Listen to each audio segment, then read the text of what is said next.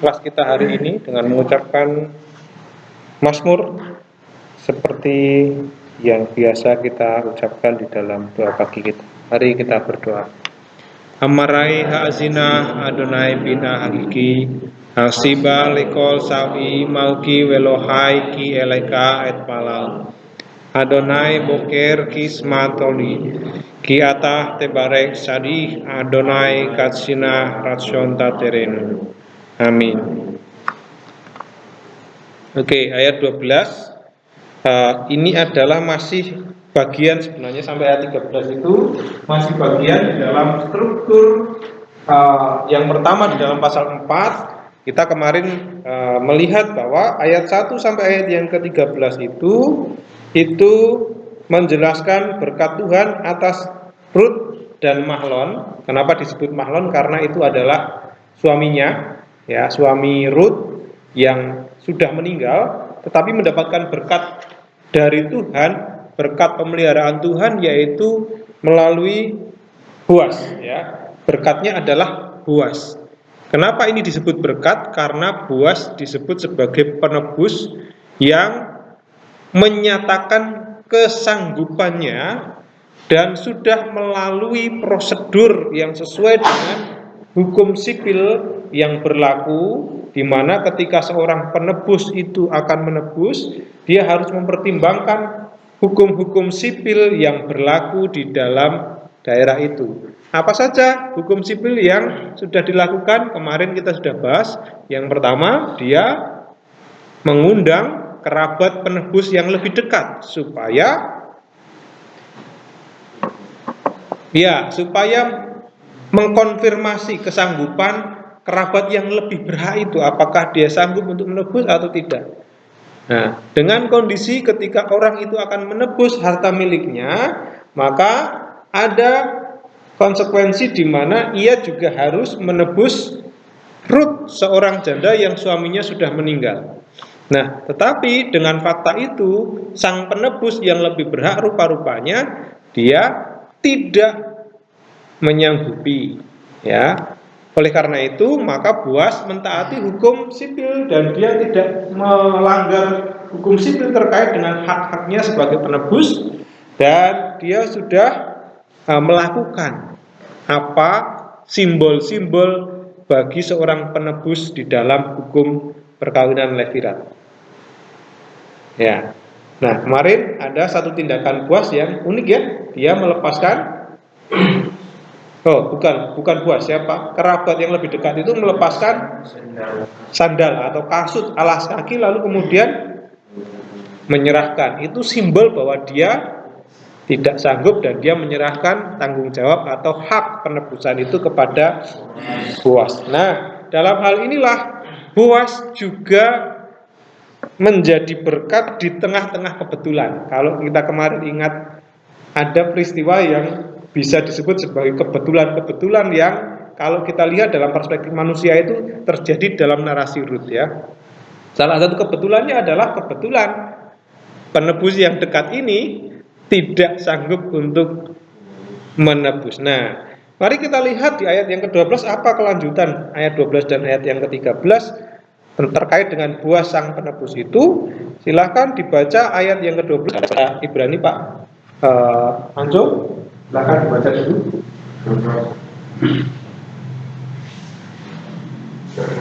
Wahi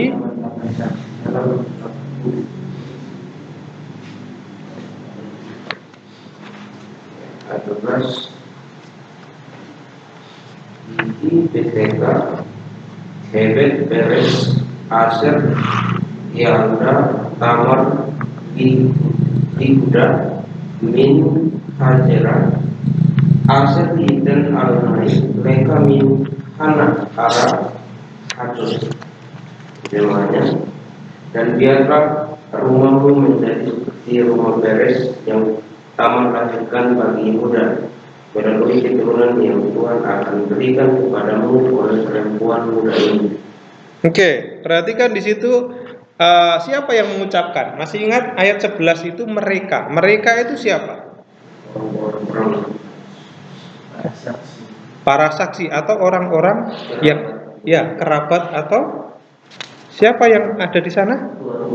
Ya, tua-tua, bahkan seluruh umat yang berada di, tidak hanya tua-tua saja ya, tetapi ternyata semua orang yang ada di pintu gerbang itu bertindak sebagai saksi. Lalu kemudian dia tidak sekedar menyaksikan perkara perdata yang sudah diambil atau ditebus dilakukan oleh Boas, dan juga kesanggupan untuk menjadi menjadi suami dari Ruth, tetapi juga rupa-rupanya perkara perdata itu sangat terkait dengan hal-hal rohani. Apa buktinya terkait dengan hal itu? Mereka menyampaikan harapan untuk siapa? Untuk Boas dan untuk Ruth. Ya, harapannya itu bukan harapan sekedar kemakmuran fisik atau bukan sekedar kesuksesan secara jasmani, material, tetapi perhatikan di situ, biarlah rumahmu menjadi seperti rumah Peres yang Tamar lahirkan bagi Yehuda. Pertanyaannya adalah kenapa Peres disebut? Seperti rumah Peres disebut. Masih ingat siapa itu Peres?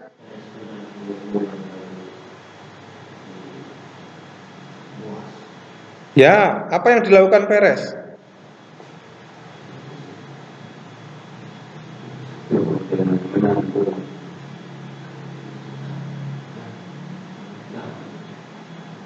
Bagaimana Pak Bensuf? Apa yang dilakukan Peres sehingga dia disebutkan nenek moyangnya banyak, nggak cuma Peres saja. Kenapa yang disebut hanya Peres?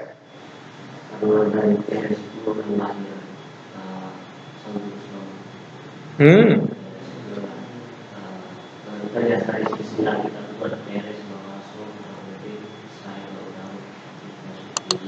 Apakah saudara mendapati kata Peres di dalam silsilah Yesus? Coba dilihat di dalam Injil Matius dan Injil Lukas. Apakah ada disebutkan? Ya,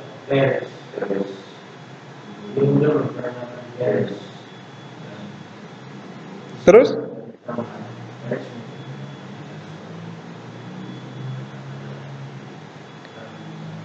Iya, menarik ya. Kemarin kita sudah singgung itu.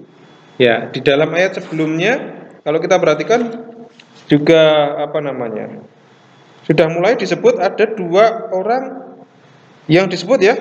Ada Rahel dan Lea di ayat yang ke-11. Lalu kemudian di sini ada Peres yang Tamar lahirkan bagi Yehuda. Nah, ketika saudara mendapati penggunaan atau sebutan nama ini, maka penting untuk saudara melihat sebenarnya apa yang ditekankan dari pribadi itu. Ya, karena ini orang yang sudah meninggal, orang yang sudah tidak ada. Ya, tetapi ini menjadi ukuran berkat Allah bagi umat Israel. Jadi Peres yang Tamar itu kenapa harus Peres? Kalau kita perhatikan Leah dan siapa? Leah dan Rahel. Kemarin kita bahas Leah dan Rahel itu adalah siapa? Masih ingat? Kenapa disebut Leah dan Rahel?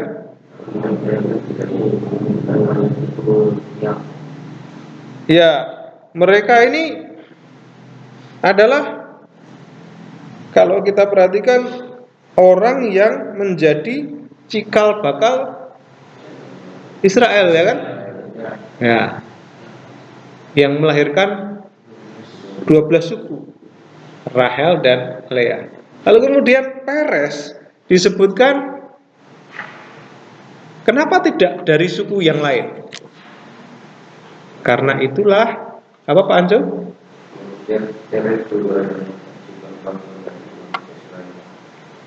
Ya. Jadi ini merupakan garis keturunan laki-laki yang tidak tidak rusak ya. tidak rusak. Peres itu benar-benar dilahirkan dari keturunan aslinya lah, istilahnya begitu. Keturunan asli dari Yehuda, kemudian dilanjutkan keturunan-keturunan sampai lahirlah yang nanti akan disebut sebagai Isai. Siapa itu Isai? Kita nanti akan lihat. Nah, ini dia. Jadi kenapa Peres? Karena Peres adalah bapak dari Yehuda yang kemudian menjadi penerus garis keturunan. Ya, penerus dari garis keturunan Mesias ya. Oke, ayat 13. Jadi berkatnya Boas itu bukan sekedar doa harapan untuk apa? Untuk perkara perdata material saja, tetapi ternyata dikaitkan juga harapan-harapan orang-orang yang ada pada saat itu terkait dengan keberlangsungan generasi mesianik. Wah, itu luar biasa harapan doanya orang-orang zaman itu ya. Itu luar biasa. Maka harapan lahir mesianik itu terus terpelihara. Bagi orang Yahudi, harapan mesianik itu terus terpelihara. Mereka tahu ini harusnya lahir dari keturunan ini, keturunan ini, keturunan ini. Maka ketika ada seorang yang menjadi pemimpin atas bangsa Israel dan mengindikasikan bahwa wah, ini pimpinan atau pemimpin yang betul-betul akan menjadi penolong bagi orang Israel, mereka akan menyebut itu sebagai Mesias. Salah satu yang mereka hampir akui sebagai Mesias itu siapa?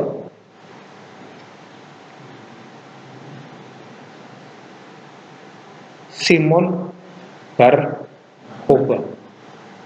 Siapa itu Simon Bar Kokhba? Iya, pemimpin pemberontakan Yahudi yang pada saat itu berhasil melawan Romawi, hampir ya, berhasil melawan Romawi.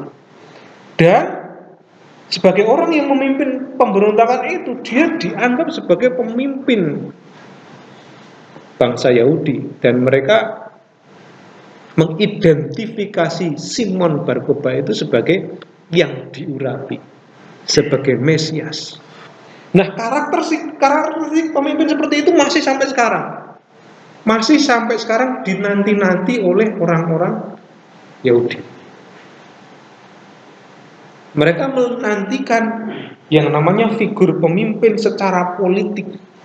Karena itulah pengertian mereka tentang Mesias yang diurapi, raja yang diurapi, yang benar-benar akan memerintah secara politik, dan dia memiliki kekuasaan teritori yang dijanjikan dalam kitab Kejadian terhadap siapa? Bapak leluhur mereka siapa? Abraham. Bahwa tanah sesuai tanah perjanjian itu, tanah yang mereka kuasai adalah tanah yang sudah dibatasi dengan batas-batas tertentu tadi ya. Mereka akan perjuangkan tanah perjanjian itu melalui figur seorang yang memimpin bangsa itu sampai sekarang.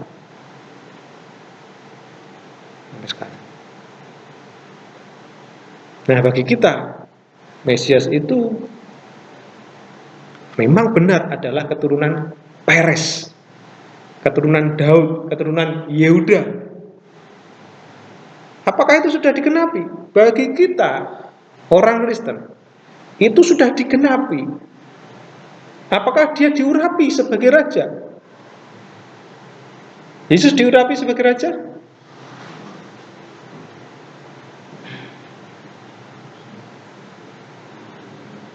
Kapan dia diurapi sebagai raja?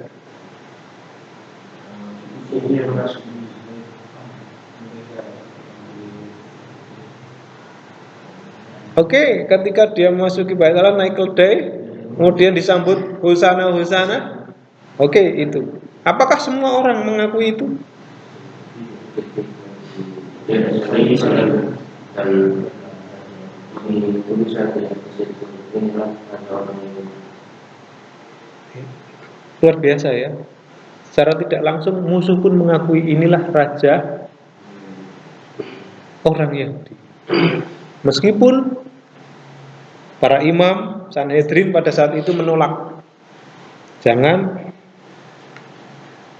tulis inilah raja orang Yahudi, tetapi tulislah inilah orang yang mengaku atau akulah raja orang Yahudi. Gitu ya. Bukan inilah akulah yang raja orang Yahudi. Apa kata Pilatus?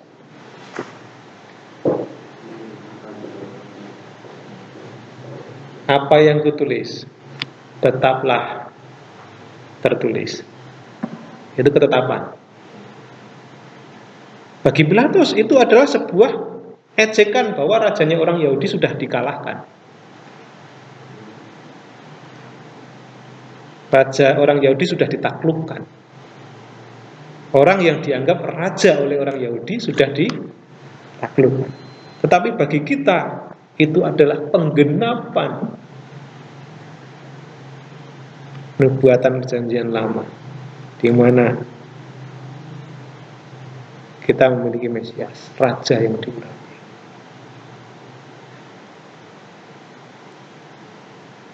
Nah, menarik ya. Jadi raja yang diakui oleh musuh-musuh. Bahkan semua nubuatan, kalau saudara perhatikan,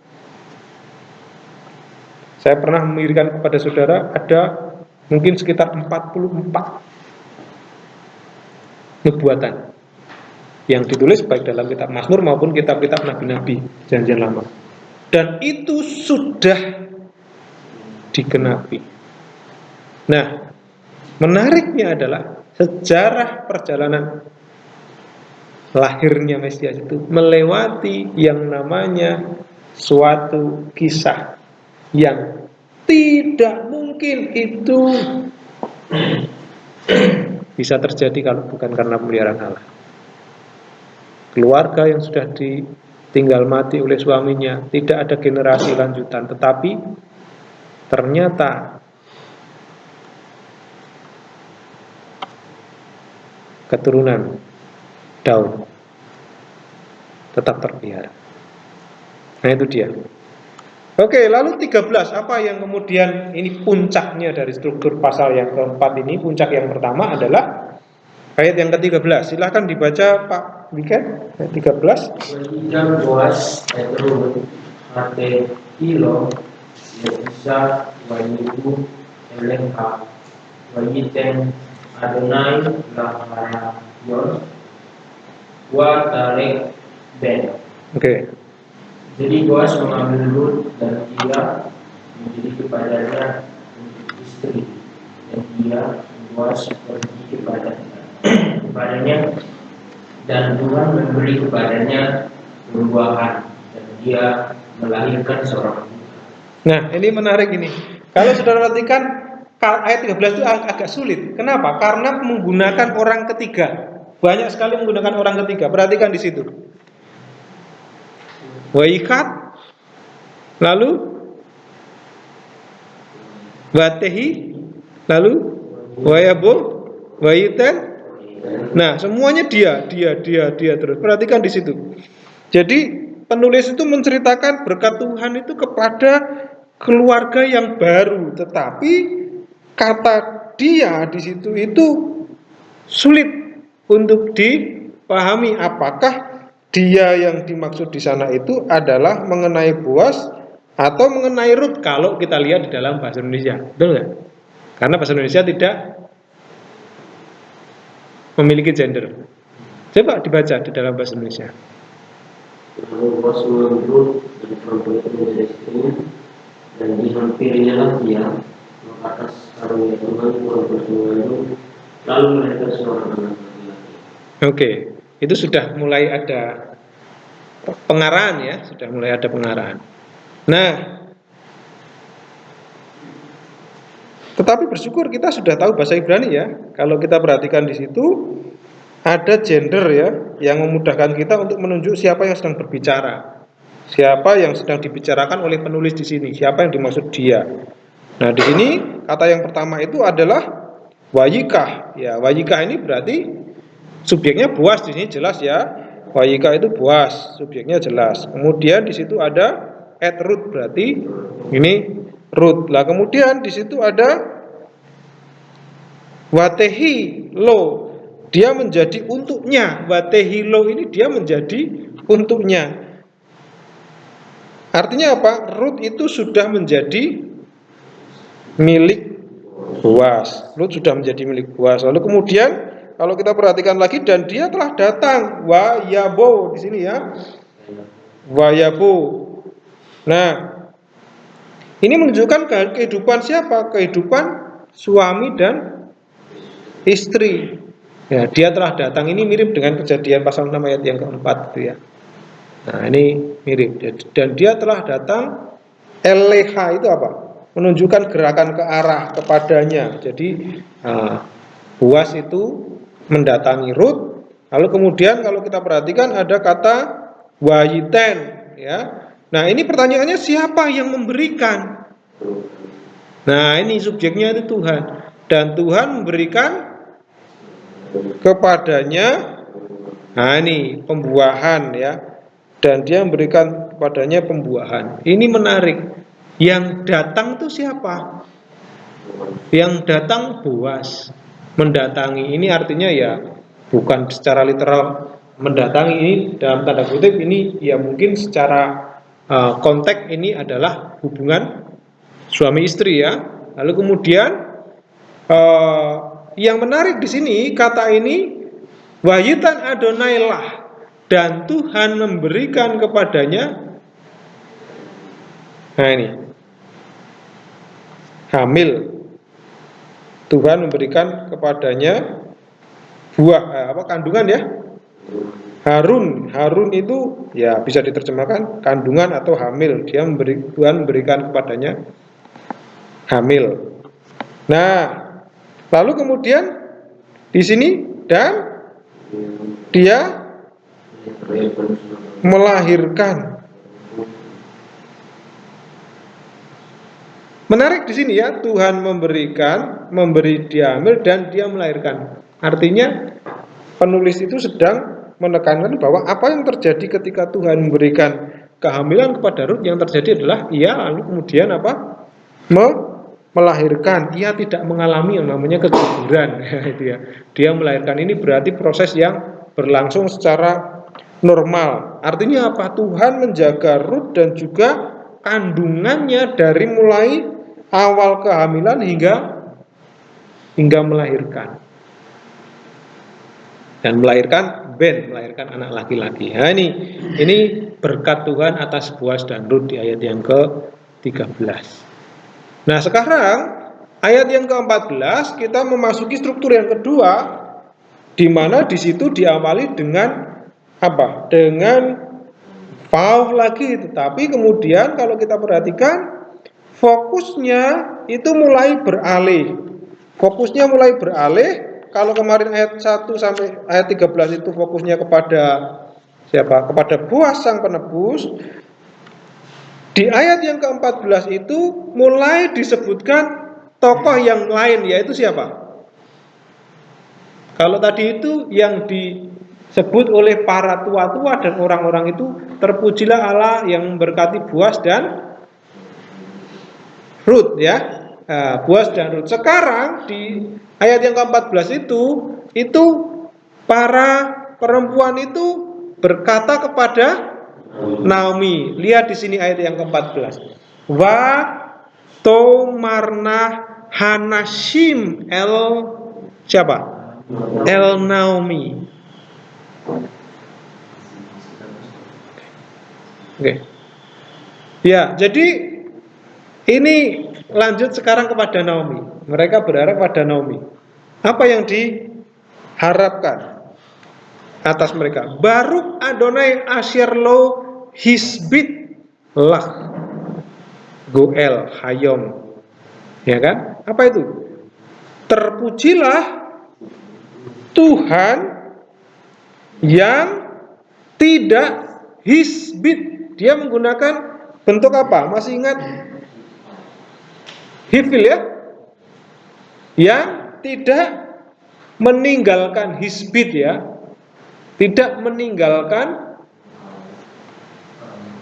bagimu ya, tidak meninggalkan engkau tanpa penebus ya, yang tidak meninggalkan engkau bagimu penebus. Wah, ini maksudnya apa nih? Hisbit di sini harus ditambah kata tanpa. Kenapa? Padahal di sini sudah ada kata lo, tapi di sini ada kata tanpa. Dari mana? Hisbit ini. Hisbit bisa diterjemahkan kalau saudara perhatikan di situ, he feel perfect. Ini dari kata sabat. Sabat itu terjemahnya meninggalkan tanpa. Bukan meninggalkan saja, tapi meninggalkan tanpa. Ya, bukan meninggalkan saja, tapi dia meninggalkan tanpa. Itu satu kata yang mungkin agak rumit ya kalau diterjemahkan secara literal, tapi itu maknanya harus ditambahkan meninggalkan tanpa. Ya, jadi di sini ada kata dia tidak lo meninggalkan engkau lak hari ini hayom tanpa goel, tanpa kerabat penebus. Dan biarlah namanya disebut di Israel. Nah, ini wayikra shemo Bisrael, Bisrael ya. Nah, apa maksudnya dan namanya disebut? Ini maksudnya adalah termasyhur boleh, tapi bukan hanya terkenal secara popularitas, tapi apa? Kalau disebut namanya di Israel itu kaitannya dengan apa?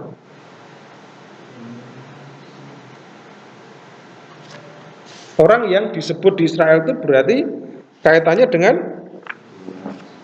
apa? Pemimpin. Boleh.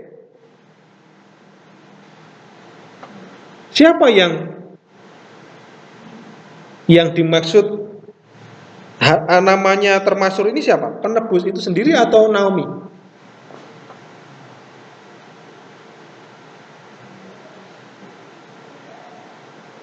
Apakah mereka manusia atau?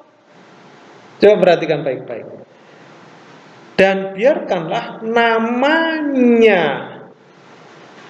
Shemo disebut, diserukan di Israel. Ini Naomi atau Boaz atau Tuhan? Lihat konteksnya. Kemudian kaum perempuan berkata pada Naomi, Tuhan, dia yang dipuja, terpujilah Tuhan karena dia itu siapa? Tuhan lagi, tidak meninggalkan engkau hari ini tanpa kerabat menebus. Dan biarkanlah namanya ini siapa?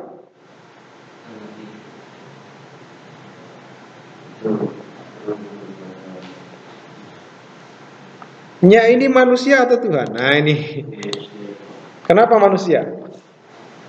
Argumentasinya.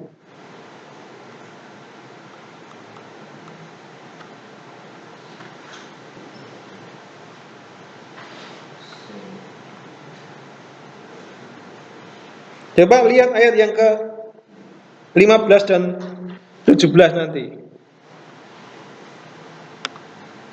Jadi ada dua kemungkinan, apakah nya yang dimaksud itu adalah keturunannya atau keluarganya sang penebus atau Tuhan.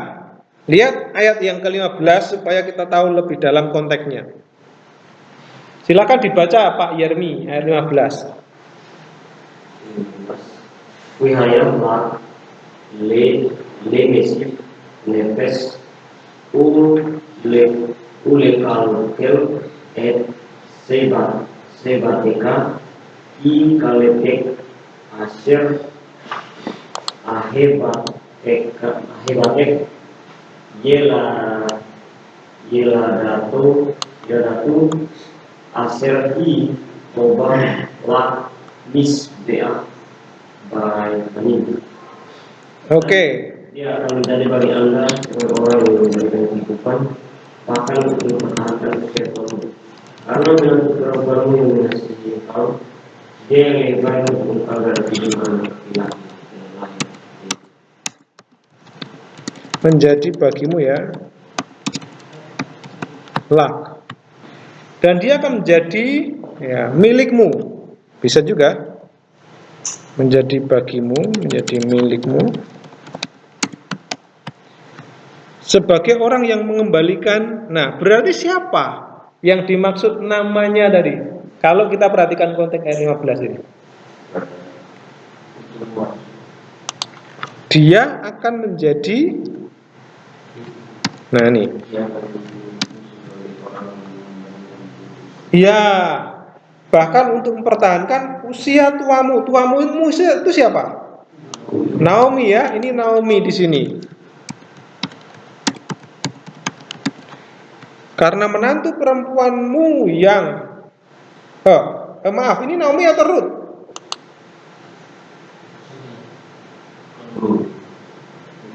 Naomi ya. Karena menantu perempuanmu berarti siapa nih? Ruth ya, Ruth yang mengasihimu. Dia yang lebih baik untuk engkau ya. Ini saya ganti engkaunya itu apa namanya dengan mu saja ya. Ini saya pikir lebih cocok dengan konteks dalam bahasa Indonesia.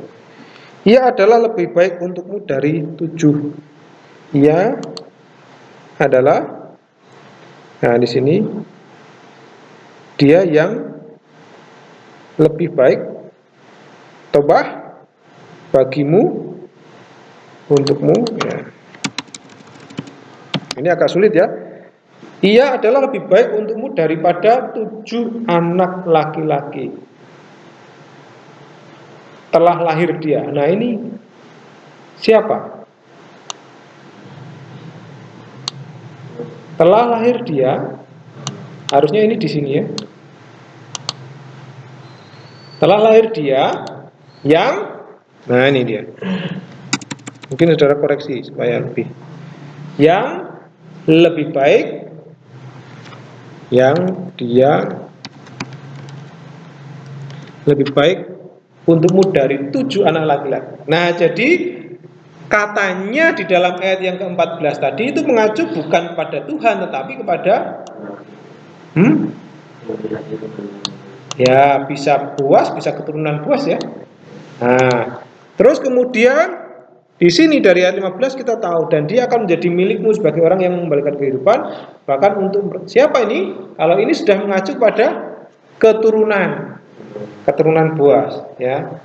Keturunan Boas. Karena menantu perempuanmu yang mengasihimu telah lahir dia yang lebih baik untukmu dari 7 anak laki-laki. Kenapa ini disebut 7 anak laki-laki?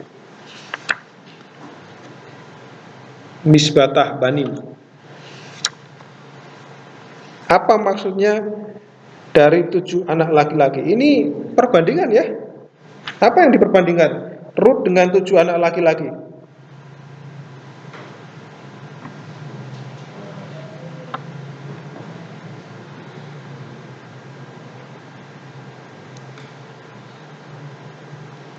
Tujuh anak laki-laki itu apakah itu orang tertentu atau itu simbol dari sebuah kesempurnaan? Jadi kadang-kadang angka 7 ini di dalam tradisi itu simbol kesempurnaan ya. Angka 7 itu simbol kesempurnaan. Nah, kemudian Ruth itu disebut melebihi atau lebih baik daripada kesempurnaan itu sendiri karena dia melahirkan seorang anak laki-laki. Jadi menarik ya. Pertama, Ruth itu adalah seorang wanita yang disebut lebih berharga daripada pria. Padahal dia orang Moab. Mengapa? Titik baliknya adalah karena penebusan. Itu yang mengubah status, benar-benar status orang. Bahkan sampai disebutkan bahwa Ruth itu adalah orang atau wanita yang lebih baik daripada pria. Ini luar biasa. Nggak cukup itu saja. Nggak cukup itu saja. Kita ingat budayanya orang Israel itu lebih menjunjung pria atau wanita? Pria. Tapi disebutkan karena menantu perempuanmu yang mengasihimu telah lahir dia yang lebih baik untukmu daripada. Nah, yang dia lebih baik untukmu itu siapa? Saya kira ini pas di sini. Ini pas di belakang supaya tidak bingung. Lihat di sini Tobah. Tobah ini feminim atau maskulin? Feminim. Jadi ini bukan orang yang dilahirkan, tapi ini adalah menantu perempuanmu ini, ya. Ini jangan sampai kita salah tafsir ya. Tobah yang dimaksud di sini adalah Ruth. Karena menantu perempuanmu yang mengasihimu, yang dia lebih baik dari 7 anak laki-laki. Telah lahir dia. Siapa yang telah lahir dia?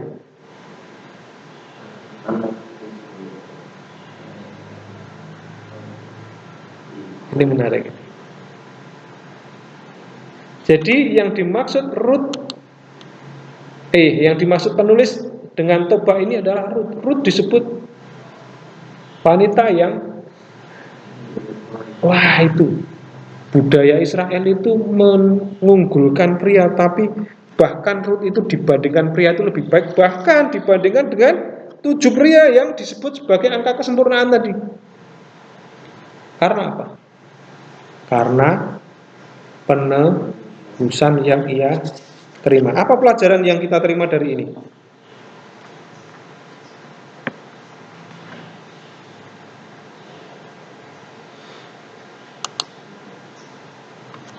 Ini saya akan koreksi. Ia telah melahirkan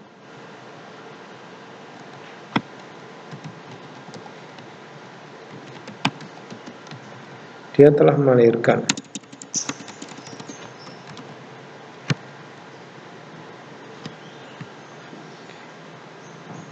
melahirkan yang dia lebih baik. Wah, dia telah melahirkan. Ini menarik, ini kan ada yalatu. Apa itu yalatu? Kalau saudara perhatikan di situ, kalau perfect 3 feminim tunggal ya, dengan akhiran 3 maskulin tunggal, yang telah melahirkan dia. Dia telah lahir dia. Nah, dia telah melahirkan dia, ini seharusnya melahirkannya. Dia telah melahirkannya. Nah, ini sebenarnya lebih tepat seperti ini. Dia telah melahirkannya. Jadi alasan orang itu menganggap Naomi diberkati, mendapatkan berkat karena dia memiliki menantu yang namanya Ruth, yang disebut lebih baik dari pria, bahkan 7 pria. Mengapa? Karena dia telah melahirkan anak laki-laki. Nah, tetapi fokus utama adalah tindakan atau apa yang dialami Ruth itu adalah penebusan. Jadi secara teologis ini tipikal, ini tipologi bagi status orang yang sudah mengalami penebusan. Dia akan mengalami suatu perubahan status yang sedemikian rupa. Nah, ini dia. Orang yang sudah ditebus itu berarti dia memiliki hak waris, apalagi dia sudah melahirkan anak tadi. Sudah melahirkan anak. Ini adalah simbol-simbol yang membuat kita itu memahami nanti konsep penebusan yang dilakukan oleh Yesus Kristus bagi orang berdosa. Ya, bagi orang yang percaya. Nah, jadi ini berkat bagi Naomi.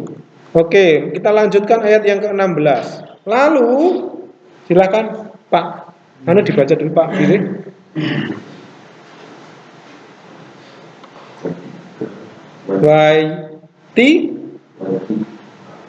Watikak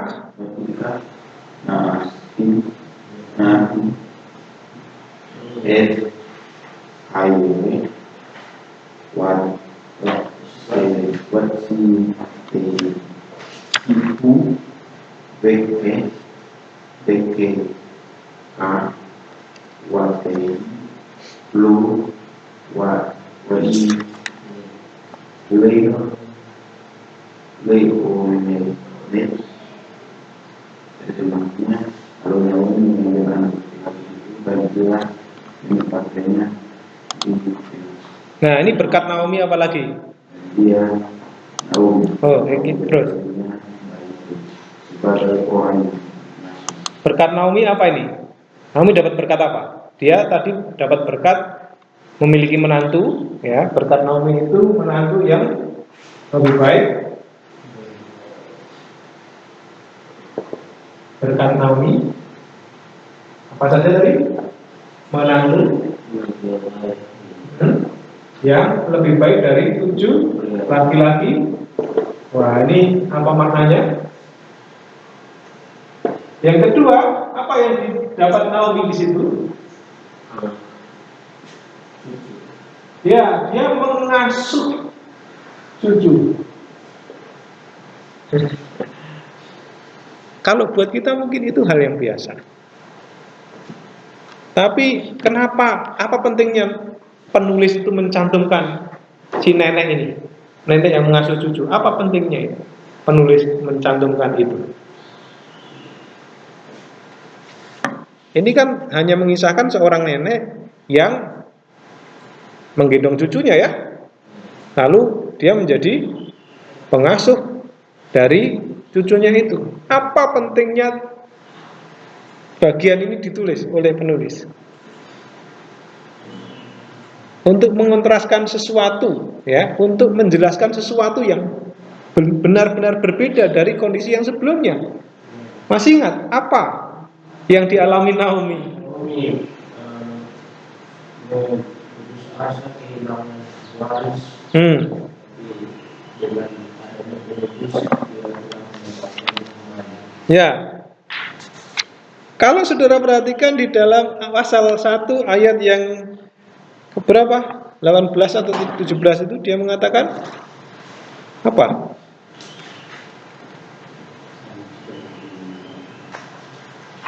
Pasal 1 ayat 17 kalau saudara masih ingat.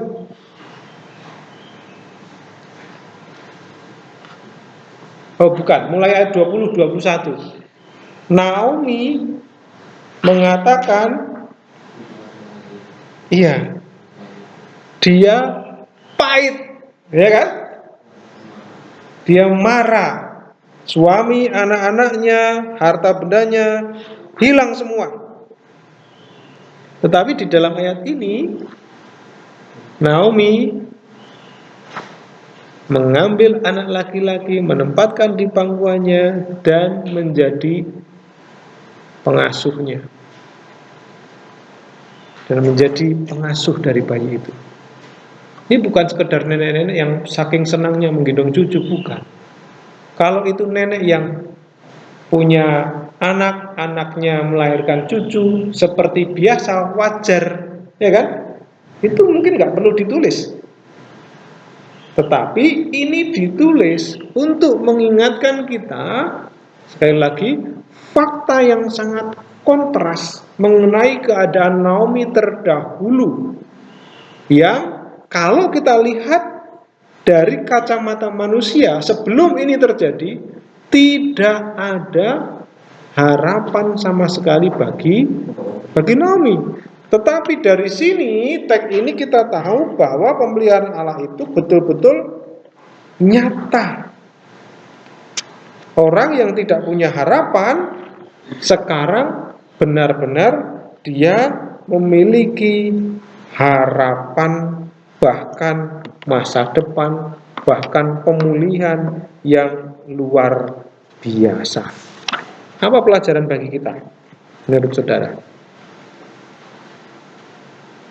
Dari kisah ini apa yang saudara pelajari? Kesan apa tentang Tuhan yang saudara tahu?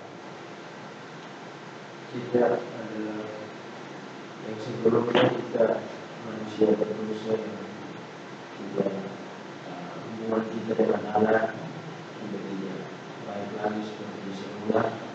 Jadi dengan adanya penebus atau perantara seorang Yesus seluruh Islam yang memperbaiki hubungan kita dan menebus kita, dan status kita bukan lagi seorang dosa, seorang dosa lagi. Dilihat Allah kita adalah yang benar karena Kristus. Ya, kalau kita tipologikan Naomi itu sebagai gambaran kita, kita sama seperti Naomi, betul nggak? Hopeless, tidak ada pengharapan. Karena apa? Bukan karena kita tidak punya suami atau istri, tetapi karena apa? Kita kehilangan yang namanya kemuliaan Allah. Roma 3 ayat.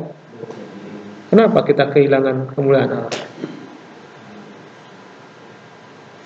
Karena ya, Roma 3:23 itu jelas. Semua orang telah berbuat dosa. Ya, dan telah kehilangan kemuliaan. Maka kita seperti Naomi di dalam pasal 1 ayat 21 sampai 21, pahit, marah kita ini. Marah. Tapi sekarang kalau kita perhatikan, saudara juga seperti Naomi yang bersukacita atas kelahiran cucu yang tidak mungkin dia dapatkan kalau dia mempertimbangkan kehidupan masa lalunya, kehilangan yang ia rasakan. Sama seperti kita tuh nggak mungkin mendapatkan sukacita, berkat, karena kita kehilangan kemuliaan Allah. Dengan cara apapun, dengan usaha apapun kita nggak mungkin. Maka sebenarnya saudara-saudara, keselamatan kita itu tidak gratis. Keselamatan yang kita dapatkan itu tidak barang gratis. Sukacita anugerah yang kita dapatkan itu bukan sesuatu yang gratis. Justru mahal dan kita nggak mungkin sanggup untuk membelinya, mendapatkan dengan usaha kita sendiri. Oleh karena itu kita bersandar penuh kepada pemeliharaan Allah, anugerah Allah atas kehidupan kita. Kalau ada orang yang menyepelekan iman kita dan mengatakan, kamu itu kok enak sekali menganggap dirimu itu diselamatkan secara gampang, terlalu gampang keselamatan yang kamu dapatkan itu. Saudara menjawab, tidak gampang keselamatan itu. Justru mustahil keselamatan itu saya dapatkan. Saking mustahilnya, maka saya perlu diselamatkan. Ketika ada orang yang merasa bisa menyelamatkan diri sendiri, berarti justru dia terlalu menyepelekan begitu mudahnya keselamatan itu didapatkan hanya dengan perbuatan baik kita. Begitu mudahnya dosa itu diselesaikan hanya dengan amal perbuatan kita.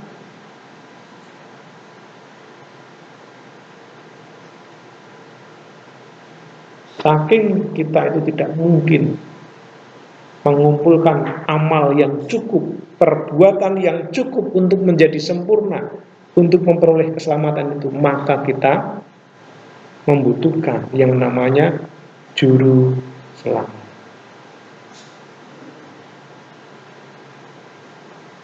Kita tidak pernah menganggap mudah keselamatan itu diberikan bagi kita. Yesus harus mati di atas kayu salib sebagai pengganti tebusan yang sempurna, goel yang sempurna. 17 kita lihat apa berkat Naomi. Sekali lagi kita lihat berkat Naomi yang diharapkan atau dinyatakan oleh para tetangga-tetangga wanita di sana. Silakan dibaca Pak Kelvin. Boaz, Adriana, Lo Hasipona, Sem Lemor, Beulah, Ben Lena Omi, Weti Krena, Shemo Obed, U Abei Sai, Abei Daud. Dan para tetangga wanita menyebut kepadanya nama dan mengatakan, Namanya Obed ya. seorang putra telah dilahirkan untuk Naomi. Jadi mereka menyebut namanya Obed. Oh ya, maaf saya kira tadi Dia baca. adalah ayah Isai, ayah Daud. Dia wanita menyebut kepadanya nama dan mengatakan seorang putra telah dilahirkan untuk Naomi. Jadi mereka menyebut namanya Obed. Dia ayah Isai, ayah Daud. Nah, perhatikan ini adalah keterangan yang diberikan oleh narator atau pengkisah, penulis kisah. Ya, dia adalah ayah Isai, ayah Daud. Ini bukan dari sebutan yang disebutkan para wanita tadi ya. Nah, tapi ini adalah penjelasan dari narator. Jadi kita harus membedakan mana dialog yang diucapkan para tokoh, mana prolog atau tambahan keterangan yang disampaikan oleh narator. Nah, perhatikan dia dalam ayat yang ke-17 itu fokusnya adalah masih kepada Naomi ya. Menyebut kepadanya nama, seorang putra telah dilahirkan untuk Naomi. Kenapa bukan untuk Boaz?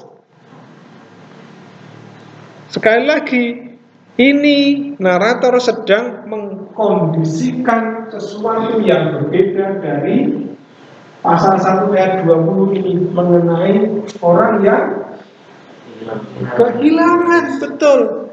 Orang yang benar-benar hopeless, tidak ada harapan. Dan disebutkan anak laki-laki telah dilahirkan. Nah, ini menggunakan bentuk apa? Dilahirkan. Pual ya? Pual. Dilahirkan anak. La Naomi. Dilahirkan anak untuk Naomi.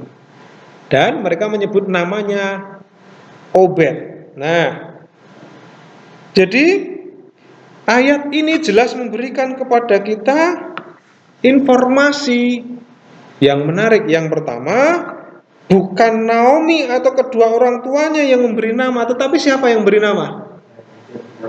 Yang memberi nama kepada anak laki-laki itu adalah para tetangga siapa? Wanita. Wah, ini dia.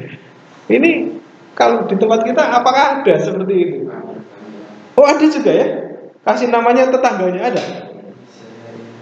Ada ya? Oh, saudaranya, masih saudaranya.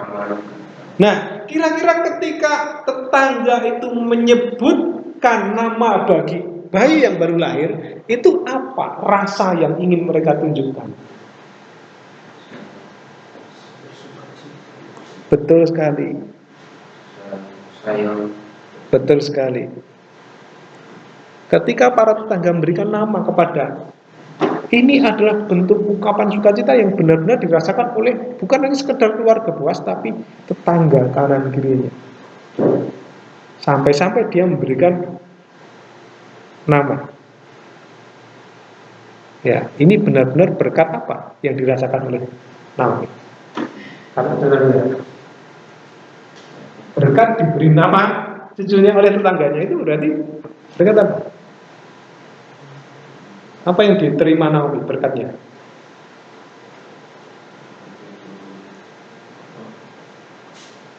Harapan, doa, sukacita, perhatian dari tetangga.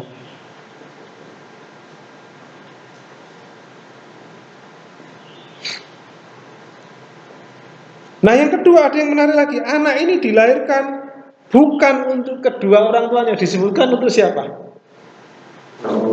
Bukan untuk Ruth dan Boaz, tapi disebutkan untuk Naomi. Ya, ini pertanyaannya, kenapa kok disebutkan untuk Naomi? Sekali lagi, ini mengingatkan kita kepada janji, kepada fakta, ya, pemulihan, ya, atas kehilangan, ya, pemulihan atas kehilangan. Disebutkan bagi Naomi, bukan bagi Ruth dan Boaz. Lalu yang ketiga, kalau kita perhatikan di situ ada pemberitahuan yang disampaikan oleh penulis tadi, bahwa anak yang dilahirkan itu adalah kakek dari Raja Daud. Ini berkati dengan kakek Daud. Padahal sebelumnya ayat 20 sampai 21 Mara. Si Mara tadi justru menjadi orang yang memiliki keturunan kakek Daud. Luar biasa ya. Ini berkat yang diterima oleh Naomi. Ya, kalau Tuhan sudah memelihara itu, dia tidak akan terbatasi dengan kemustahilan-kemustahilan. Bahkan kemustahilan yang betul-betul membuat orang itu tidak bisa merasa ada harapan lagi. Jadi kalau Tuhan sudah memelihara umatnya, menyatakan kasihnya kepada manusia, tidak ada satupun yang dapat menghalangi. Kalau kita ingat usaha-usaha untuk menghalang-halangi kehendak Allah nyata atau terjadi itu dilakukan oleh iblis, oleh manusia yang menolaknya, pengikut-pengikutnya. Masih ingat apa yang dilakukan iblis untuk menggagalkan rencana Allah?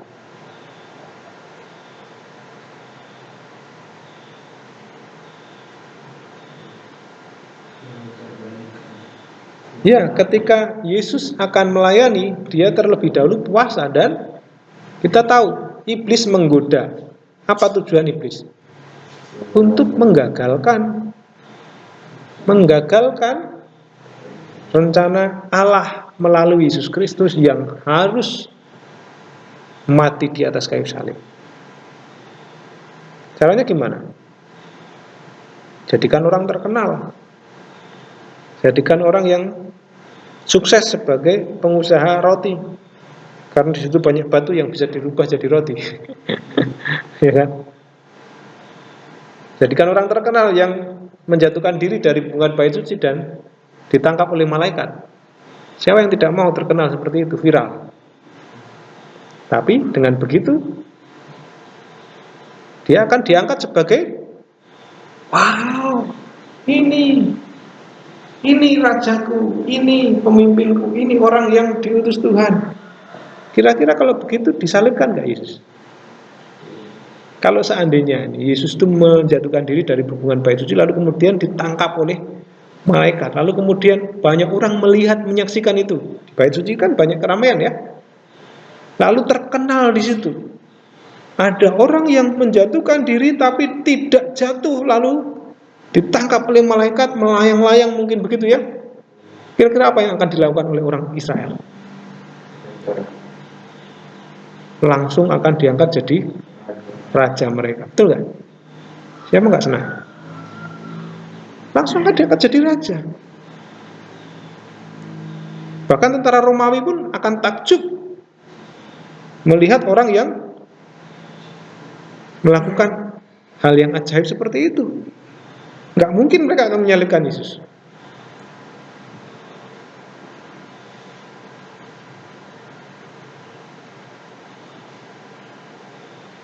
Pak, kalau nggak ada Yudas Iskariot bagaimana? Apakah rencana Allah itu nggak jadi? Oh, ini saya sering kali melihat tayangan video bahwa orang Kristen itu berutang budi pada Yudas Iskariot. Nah, ini agak lain ya temanya. Atau orang Kristen itu berutang budi pada tentara Romawi.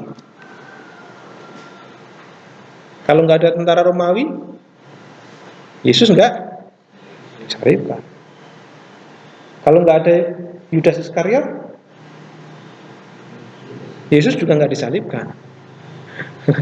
Kalau nggak ada Sanhedrin yang mengatakan salibkan dia, bebaskan Barnabas ya. Yesus nggak disalibkan. Maka kita seharusnya berterima kasih kepada Yudas Iskariot, Sanhedrin, Pilatus, dan orang Romawi. Apakah begitu cara berpikir itu? Kalau kita melihat fakta sejarah ini, apakah Tuhan itu tergantung pada sejarah manusia? Bahkan ketika sejarah itu menunjukkan kemustahilan bagi rencana Allah tergenapi, Allah masih berkarya melihara. Perhatikan kisah Rut. Kalau dari sisi manusia, siapa yang akan meneruskan itu? Generasi Mesias terputus, nggak jadi rencana Allah. Gagal. Apakah begitu? Kemudian kalau tidak ada Yudas Iskariot, apakah kemudian rencana Allah gagal? Apakah kalau tidak ada tentara Romawi, apakah rencana Allah gagal? Saya kira itu jawaban yang tidak perlu panjang-panjang untuk menjawab pertanyaan yang skeptis semacam itu ya. Kadang-kadang kita juga bingung kalau ada orang yang mengatakan, wah kamu itu berutang budi pada pernah ya nonton ya? Kadang-kadang, wih juga ya, benar ya. Coba kalau nggak ada Yudas Iskariot yang mengkhianati Yesus, nggak ada tuh penangkapan Yesus.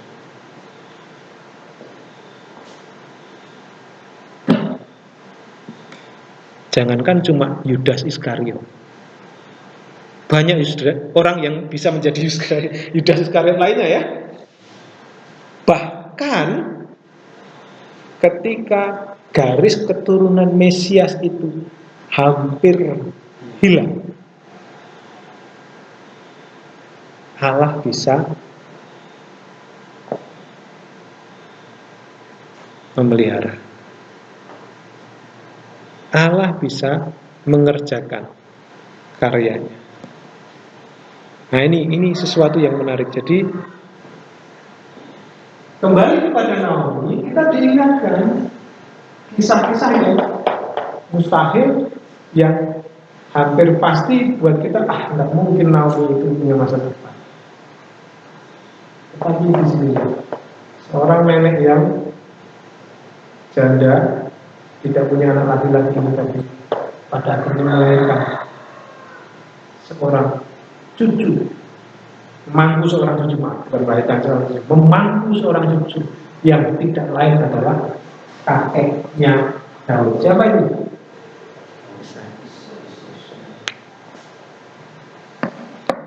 Nah, lalu ada yang menarik lainnya.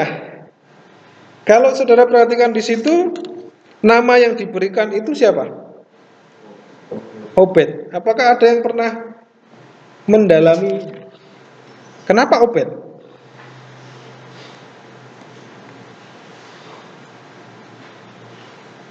Obed itu artinya apa? Ebed? Masih tahu? Masih ingat?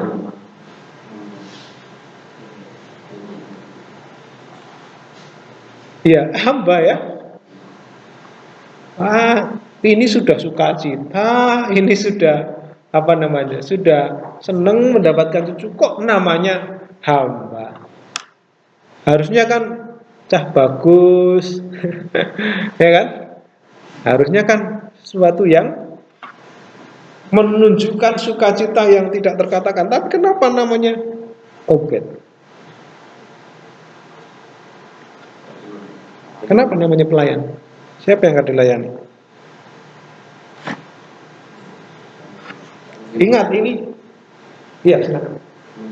Dia dilakukan seorang perempuan yang namanya itu yang menjadi hamba sebelum dia ditebus oleh luas. Jadi kenapa dia hamba? Karena dia akan bekerja untuk melayani di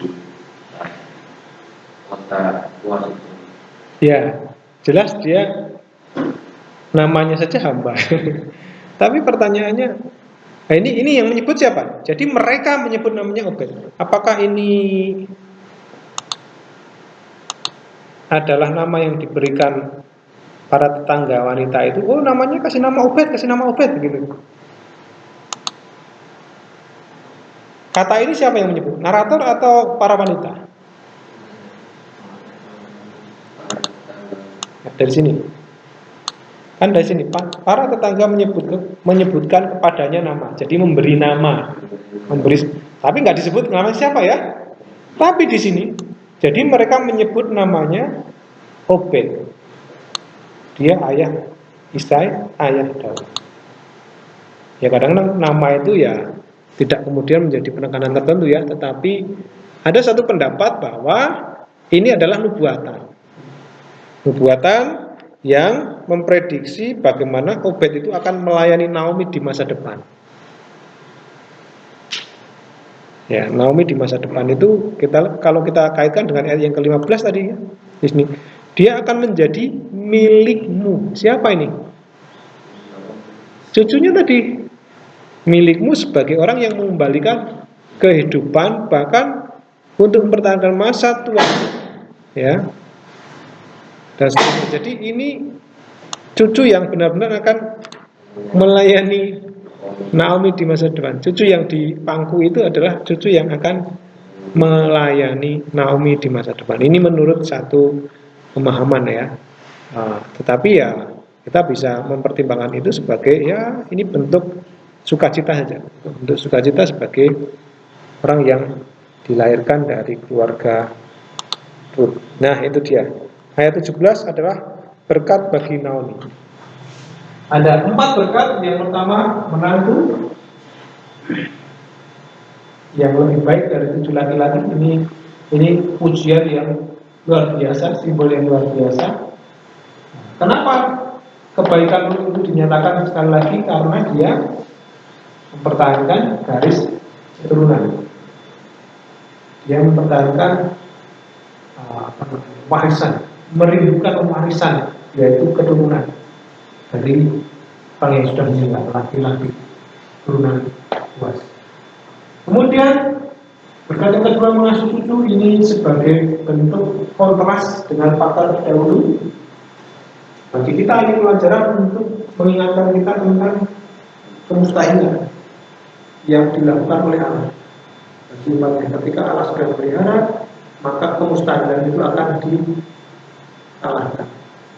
Ya. Hukum alam itu akan dikalahkan. Kesulitan-kesulitan, hambatan alam, hukum-hukum yang ada di dunia ini bisa menjadi cara alam untuk menyatakan pilihan.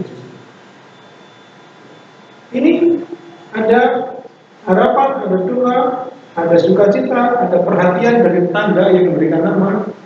Nah, ini bagi Naomi berkat besar ya, punya tetangga yang sampai memberikan perhatian bagi merasakan sukacita yang tidak ternilai. Dan ada pemulihan atas kehilangan tadi. Disebutkan dia mendapatkan cucu bagi Naomi, bukan bagi Ruth dan Boaz. Ini pemulihan atas kehilangan. Dari situ pemeliharaan Allah tidak terbatas. Karya Allah tidak terbatas. Ya. Jangankan sekedar Yudas Iskariot, jangankan sekedar tentara Romawi atau siapapun yang bertanggung jawab atas penyaliban Yesus Kristus. Justru yang bertanggung jawab penyaliban Yesus Kristus itu siapa? Kita. Ini khotbah Natal ya, sebentar lagi. Kalau ada pertanyaan siapa yang paling bertanggung jawab terhadap kematian Yesus Kristus? Apakah Herodes? Apakah Pilatus yang memutuskan vonis terhadap Yesus Kristus? Apakah para prajurit yang menggantung Yesus di atas kayu salib? Apakah Sanhedrin yang memprovokatori pemerintah Romawi supaya menyalibkan Yesus Kristus? Apakah Yudas Iskariot yang mengkhianati dia? Bukan. Yang paling bertanggung jawab atas kematian Yesus Kristus di atas kayu salib adalah saya dan saudara.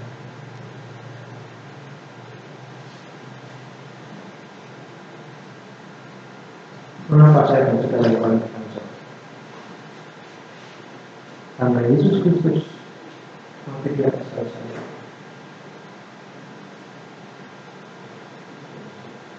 Karena dosa saya dan dosa kita semua.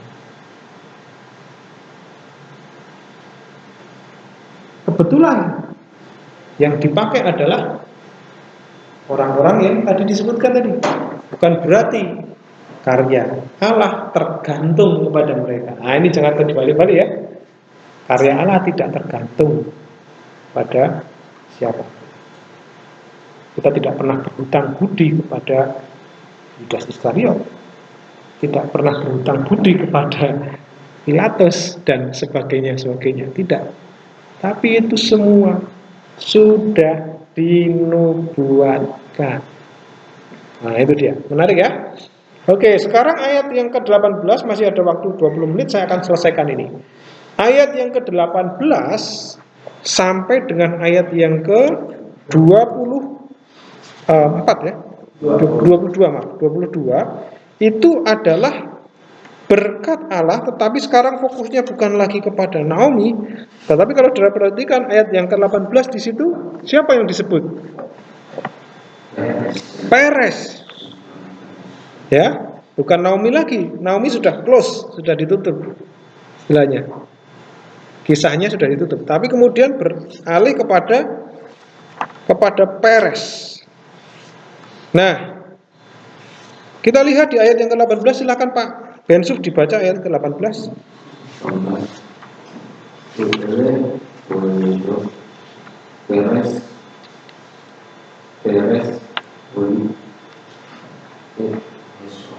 Oke, mulai ayat 18 itu sebenarnya eleh teledot. Masih ingat istilah eleh teledot itu di mana? Kita jumpai di kitab apa? Eleh teledot itu Kejadian mulai pasal 1 sampai ayat yang terakhir. Ada berapa eleh teledot? Ada 11 silsilah. Mulai dari penciptaan sampai keturunan-keturunan. Eleh teledot. Menarik ya? Di sini ada eleh teledot. Dan inilah generasi Peres. Berarti bisa kita katakan bahwa kitab Rut itu adalah bagian dari eleh teledot yang disebutkan di dalam kitab Kejadian. Betul kan? Karena digunakan kata eleh teledot ini menunjukkan bahwa Allah memelihara umatnya bahkan mulai dari sejak penciptaan. Inilah riwayat penciptaan. Wah, ini apakah itu kemudian hilang, selesai? Tidak, tetapi dilanjutkan pemeliharaan Allah itu di dalam eleh toledot berikutnya, generasi toledot berikutnya. Nah, sampai ayat yang ke-19, perhatikan di situ itu bukan hanya ya, tapi itu adalah silsilah. Kita tidak akan membaca ya semuanya, tetapi perhatikan, dan Hesron memperanakan Ram, ya, Ram, lalu Ram memperanakan Abinadab, 20, Abinadab memperanakan Nahason memperanakan Salmon memperanakan Boas, dan Boas memperanakan Obed. Nah, menariknya di situ diakhiri Obed memperanakan Isai, dan bukan JC. Isai memperanakan Daud. Saudara, kita perhatikan di situ endingnya adalah Daud, ya. Endingnya adalah Daud. Mengapa Daud? Dia adalah raja dari Lebanon dan Yesus. Oke. Ada lagi selain dia raja dan dari situ keturunan Mesias dilahirkan. Kenapa Daud? Seperti buat saya bahwa dari tubuh saya itu akan menjadi seorang penebus. Oke. Yesaya menebuskan tunggul Isai. Ada lagi?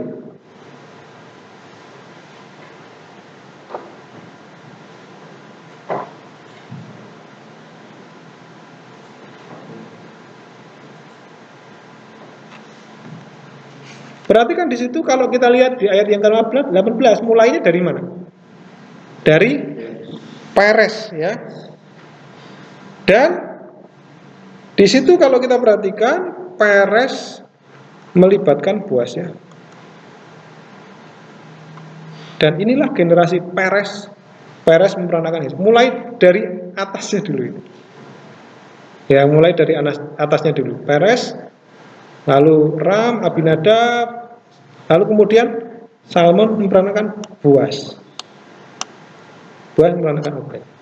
Jadi ini merupakan hal yang sangat penting untuk diperhatikan kalau kita bandingkan di pasal yang keempat ayat yang kelima dan ayat yang ke-10. Ini menyatakan bahwa siapapun yang menikahi Ruth, ia harus menanggung siapa? Menanggung Ruth untuk meneruskan dan menghidupkan nama suami Ruth yang telah mati, yaitu Mahlon. Tapi pertanyaannya Mahlon gak disebut, ya. Yang disebut adalah penebusnya, yaitu siapa? Boas. Narator atau penulis kisah ini mencatat nama Boas itu tidak hilang setelah menebus Ruth itu. Nggak hilang. Bahkan disebutkan Boas itu memperanakan Obed. Obed kakeknya Isai. Nah, Daud, ya. Isai, ya. Isai yang memperanakan Daud, ya.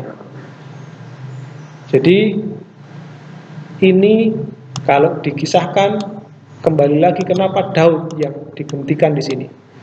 Karena jelas Daud adalah tokoh utama dari generasi garis keturunan Mesianik. Bagi orang Israel, ketika Daud disebut,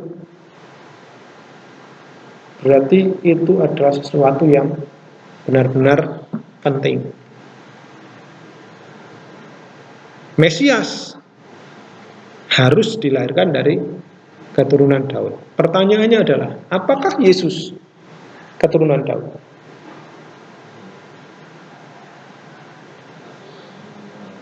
Ya. Apakah Yesus keturunan Daud? Sekarang kita masuk ke dalam silsilah, di dalam Kejadian, ya, mana? Silsilah Yesus, ya, untuk mengkaitkan kitab Rut dengan keyakinan Kristen, maka kita tidak boleh hanya berhenti sampai pada Daud, tetapi kita harus melihat apa kaitan Daud dengan Yesus Kristus. Nah, kalau saudara perhatikan di dalam Injil Matius, saudara lihat di dalam silsilah ini,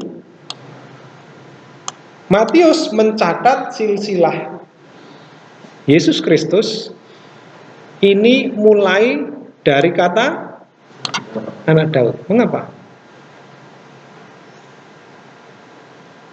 Mengapa dari anak Daud? Lalu naik lagi anak Abraham.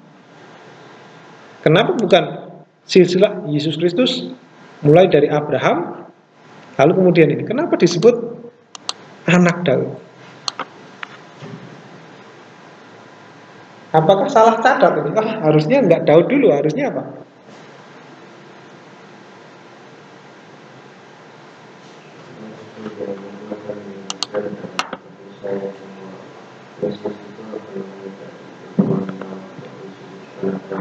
Ya.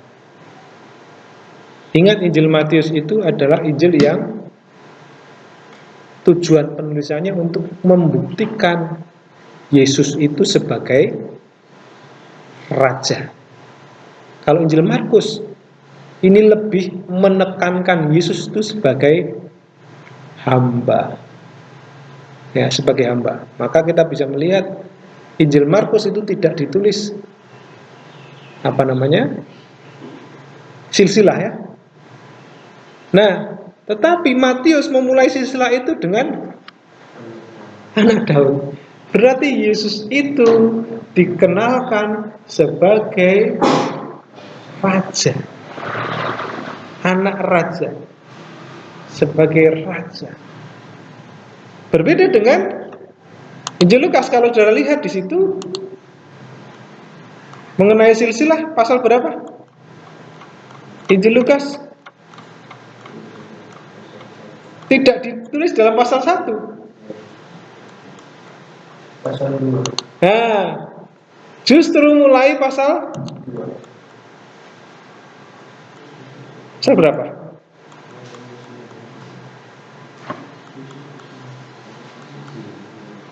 Silsilah Yesus.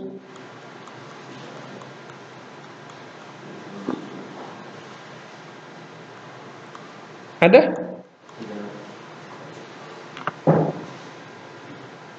Oh, tidak ada. Injil Lukas tidak ada.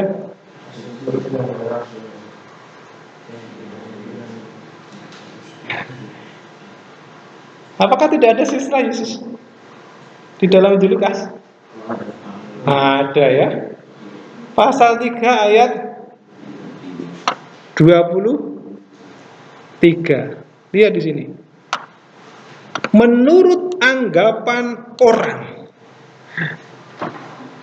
Tidak disebutkan anak Daud dulu, tapi anak Yusuf, anak Eli, anak Matat, anak Lewi, anak Malki, anak Yanai, anak Yusuf bukan Yusuf ini ya, Yusuf ya, Maria ya, Matika, Amos dan seterusnya, sampai baru kemudian anak Enos, anak Set, anak Adam, anak Allah. Apa bedanya Lukas dengan Matius? Wah, ini introduksi PP ini.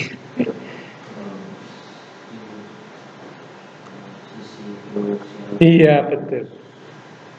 Ini sisi kemanusiaannya, karena kalau kita perhatikan dari sisi penulisan silsilah saja, yang ditekankan bukan rajanya, bukan identitas rajaninya, tetapi yang ditekankan adalah kemanusiaannya. Menurut anggapan orang, ia adalah anak Yusuf. Ini kan manusia biasa kan? Oh, anaknya Pak Yusuf, anaknya Eli. Itu anggapan orang lagi ya kan, yang dipakai. Berarti ini bukan menurut catatan sipil. Kalau zaman sekarang kan menurut catatan sipil KK, kartu keluarga atau identitas KTP. Nah, kalau zaman sekarang gitu ya. Kalau zaman dulu menurut anggapan orang itu adalah legitimate, karena orang menyaksikan, menjadi saksi. Nah, kembali kepada Matius. Dimulai dengan anak Daud. Maka kalau kita perhatikan, Yesus Kristus adalah Raja Mesias yang dilahirkan dari Daud, yang adalah cucu dari siapa? Dari Obed, yang dilahirkan oleh Ruth, menantu Naomi yang sudah tidak memiliki masa depan. Betapa pemeliharaan Allah itu luar biasa. Jangankan seorang Yudas Iskariot, generasi yang hilang pun masih bisa dipelihara oleh Allah untuk melaksanakan karyanya. Kita tidak pernah tergantung pada Yudas Iskariot, tidak pernah tergantung pada Mahlon dan Kilion sekalipun ya, mereka mati pun masih bisa. Garis keturunan mesianik itu, karya keselamatan itu terus berlangsung terjadi. Nah, jadi sekali lagi kisah Rut menuntun kita tentang garis keturunan Mesias yang sudah lahir, yang sudah digenapi, tidak hanya berhenti pada Daud, tetapi Daud sudah melahirkan menjadi generasi nenek moyang yang melahirkan Yesus Kristus. Nih, disebutkan Rut di sini. Ya. Boas memperanakan Obed dari Rut. Apakah penting Rut itu di dalam tradisi Yahudi? Garis keturunan perempuan ini kenapa disebut? Nah, ini menarik.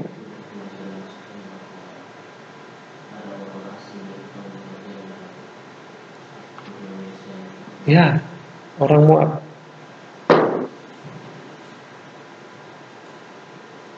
Allah bisa melibatkan siapa saja dalam karya. Mari ya. Nah, jadi inilah saudara-saudara pembelajaran atau eksposisi dari kitab Rut.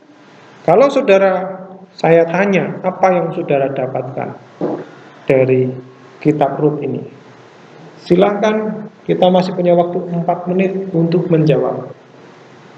Apa yang saudara dapatkan dari pembelajaran kitab Rut ini? Masing-masing memberikan argumentasi. Silakan, secara cepat. Siapa dulu yang akan memberikan? Ya, Pak Yogi.